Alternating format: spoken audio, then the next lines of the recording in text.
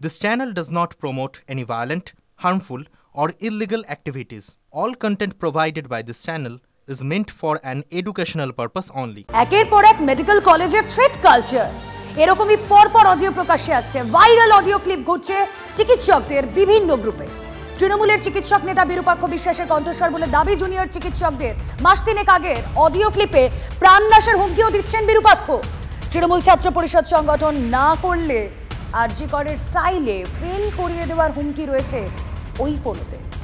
UEM Jaipur is a perfect target for prospective students aspiring for good jobs, good education with future-ready skills. Doctor কবে হবি? মানে তুই pass করে করবি, certificate না pass তাহলে কি হবে? কেন করবি তো 10 বার করে মেডিকেল কাউন্সিলে? আমি তো কিছু করিনি দাদা, কেন কি হয়েছে? করিস বিএসএ করিস? আমার নাম বিরূপাক্ষ বিশ্বাস, না শুনেছিস? শুনবি সময় শুনবি। যখন যেদিন ঢুকে সবাইকে তাড়িয়ে দেবো থেকে সেদিন শুনবি, সেটা অন্য ব্যাপার। তুই যদি কথা না শুনবিস আমি তোকে 2বার ফোন করবো, আমি কাউকে 2বার ফোন করি না। তো আমি কে সেটা তো প্রিন্সিপালকে গিয়ে জিজ্ঞাসা করিনি।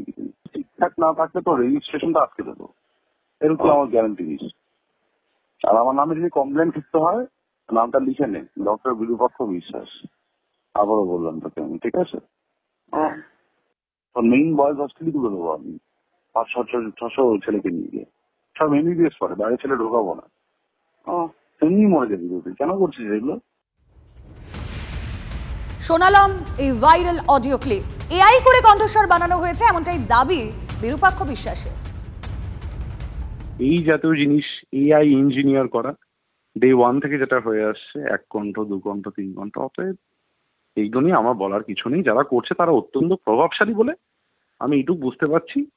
যদি এই জিনিসগুলো আমার কাছে আসে, এখনো আমি আইনি ব্যবস্থা নেওয়ার কথা আমি ভাববো। সবার ফোকাসটা বিচার চাওয়ার থেকে সরে গিয়ে সরকারপন্থী চিকিৎসককে টার্গেট করা হয়। আরজি করের পার্কিং টেন্ডার দুর্নীতির তদন্তে জিজ্ঞাসাবাদের জন্য 2 কর্মীকে তলব সিবিআইকে।